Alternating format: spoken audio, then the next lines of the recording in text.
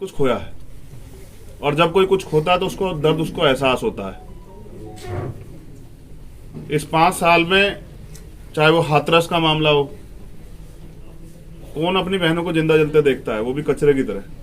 चाहे वो प्रयागराज का मामला हो, चाहे वो उन्नाव का मामला हो, चाहे वो आगरा के भाई अरुण वाल्मीकि का मामला हो कि पुलिस जो है पीट पीट के किसी को मार देती है। 30 दिन की जच्चा होने के बाद उस बहन को के कुंडल तक जो है नोच लेती है, उसको पीटती है।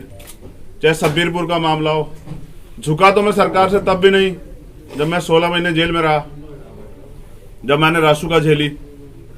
इसी महीने CNP NRC का आंदोलन हुआ था पिछले कुछ दिनों पहले, और 16 तारीख की रात को मैं छूटा था। तो डरा तो मैं इस केंद्र की सरकार से भी नहीं। मेरा डर सिर्फ ये था कि अगर विपक्ष के बिखराव की वजह से भारतीय जनता पार्टी सत्ता में दोबारा लौटती है तो इसका खामियाजा मुझे नहीं, मेरे जैसे लाखों निर्दोष लोगों को भुगतना पड़ेगा। ये मेरा दर्द। लेकिन मैं समझता हूं कि इस पिछले 2 महीने के समय में चंद्रशेखर आजाद अपना एटीट्यूड ही खो बैठा है। उसे लगता है कि जो ट्विटर फेसबुक वाले नेता हैं, जो सिर्फ घर में बैठकर ट्वीट करते हैं, जो 5 साल कभी फील्ड में नहीं आते हैं, जो सिर्फ वोट की राजनीति करते हैं, उनको भी ऐसी राजनीति की जरूरत है। लेकिन मैं गलत था। मैं समझता हूं हमारी ताकत भीम आर्मी आजाद समाज पार्टी के लाखों कार्यकर्ता हैं जिन्होंने सरकार से मोर्चा लिया और विपक्षी भूमिका अदा की।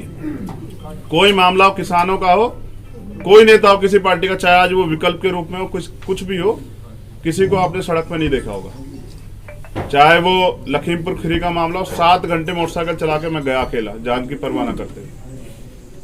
चाहे वो पूरे देश में साइन बाग बनाने की बात हो, मैं अकेला व्यक्ति ऐसा था जो मुस्लिम भाई की लड़ाई में जब कोई छू भी नहीं रहा था तो मैं 27 दिन जेल में रहा और मैंने 250 लाठियां खाई।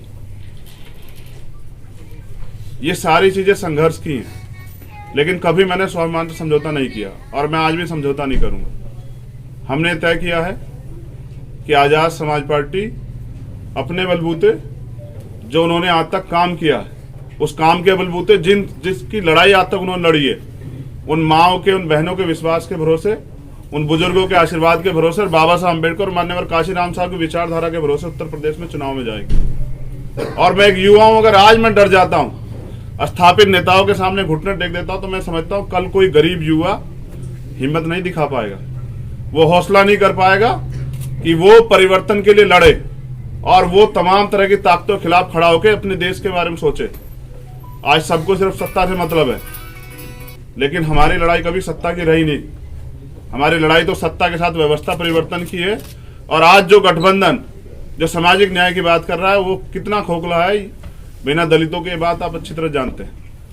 तो हम ये समझते हैं, क्योंकि पिछले 2 महीने में हमारे साथ छल हुआ, हम राजनीति को समझ नहीं पाए, क्योंकि हम नए लोग हैं, ईमानदार लोग हैं। हमारे लिए राजनीति इसी तरह की चीजें थी जिस तरह हम सामाजिक आंदोलन चलाते थे। कुछ लोगों के लिए ये हंसी का विषय भी होगा कि भाई चंद्रशेखर को उन्होंने बेवकूफ बना दिया, किसी और ने बेवकूफ बना दिया।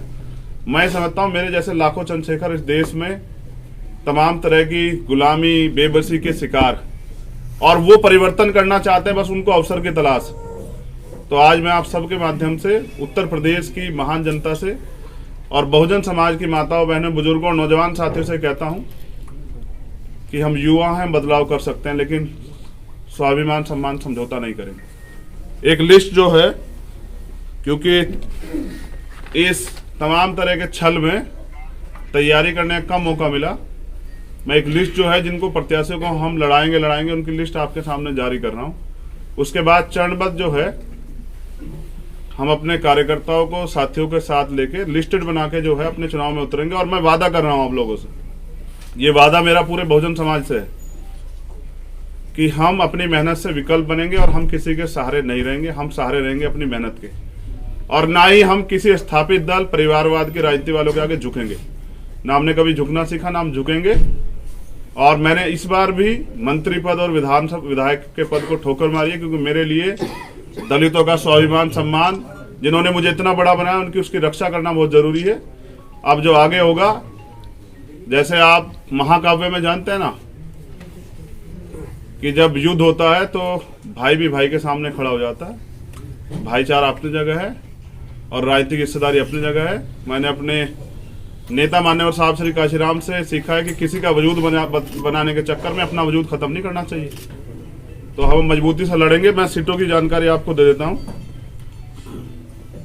मेरे गृह जनपद से नकुड़, रामपुर मनिहारन, देवबंद, सहारनपुर देहात, गंगो, चरथावल, पुरकाजी, मुजफ्फरनगर शहर, धामपुर, नहटोर, हापुड़, नूरपुर, आगरा साउथ, नोएडा, चंदोसी, कुंदरकी, आलापुर, जखनिया, सिरातू, मलियाबाद, पलिया, मुबारकपुर, मोहम्मदाबाद, हरगांव, हस्तिनापुर, जलेसर, एतमादपुर, खुर्जा, मेरठ कैंट, सगड़ी, जयसिंहपुर, तिरवा और माठ।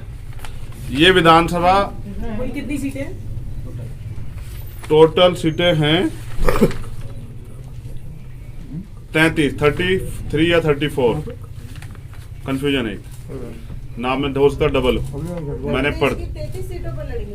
पहले अभी ये मैंने वो घोषणा की जिन पे हम लोग लड़ने के लिए, जिन पे हमसे बात हुई थी, बाद में हमसे छल हुआ, जिन पे हमने तैयारी की थी। लेकिन ऐसा नहीं, भीम आर्मी आजाद समाज पार्टी कार्यकर्ता हर विधानसभा पे, और हमने साबित किया था जब बुलंदशहर उपचुनाव हुआ कि बड़े बड़े दल जो आज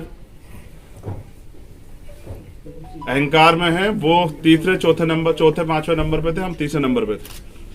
हमने आज जो कुछ प्राप्त किया है अपनी मेहनत से प्राप्त किया है, खैरात में नहीं प्राप्त किया है।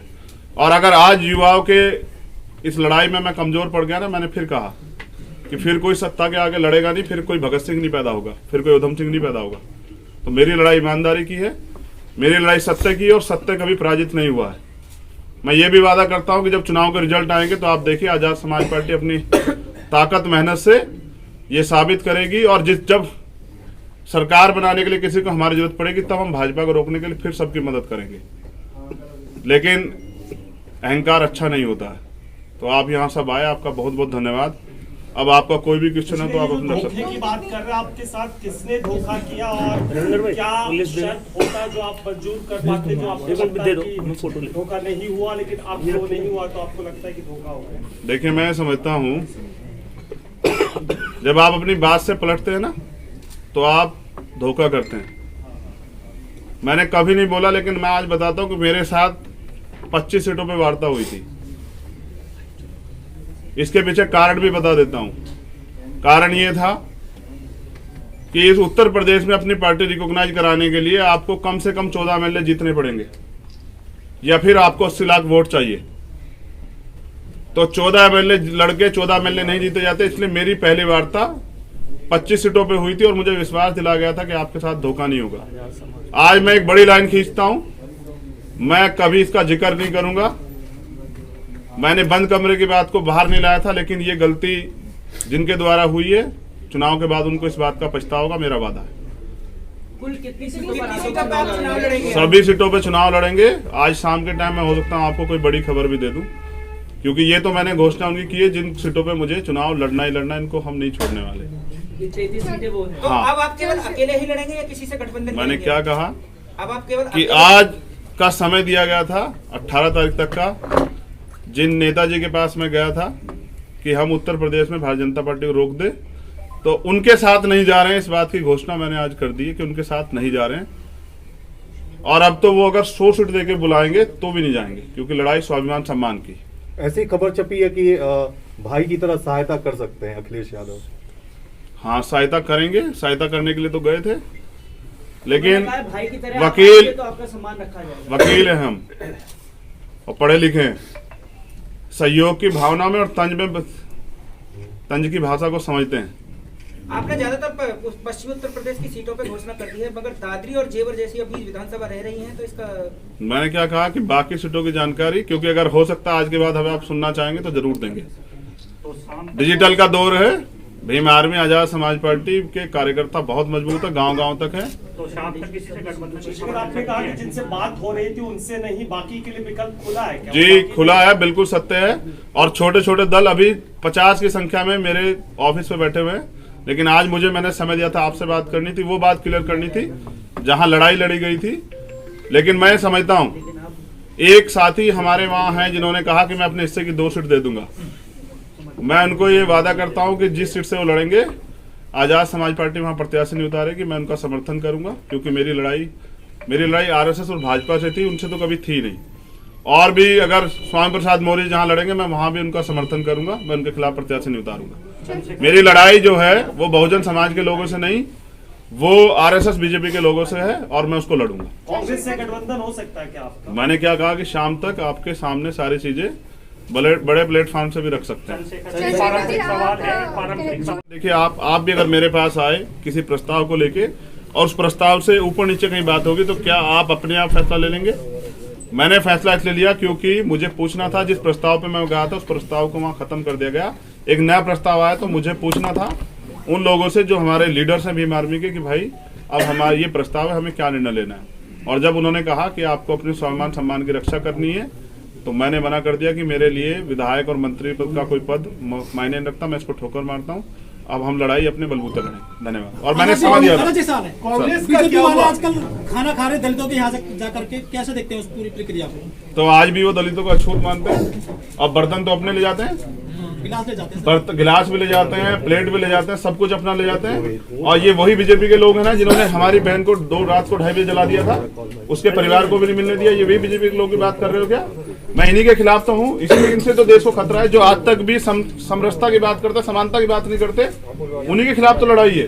एक सच्चाई आप नहीं देख पा रहे मीडिया के साथियों, प्रधानमंत्री जी 56 इंच के सीने की बात करते हैं, लेकिन सच ये है कि चाइना से आंख नहीं मिला सकते। उसका कारण ये है कि देश चाइना के हाथों बिकने के कगार पे है, और उन्होंने पूंजीपतियों के आगे देश को गिरवी रख दिया है।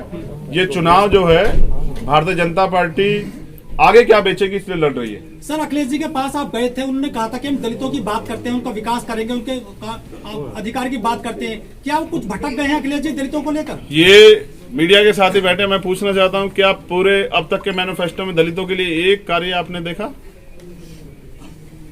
जितनी बातें आज तक उन्होंने की सभी उस पर क्या एक नीति दलितों के विकास के लिए बताई?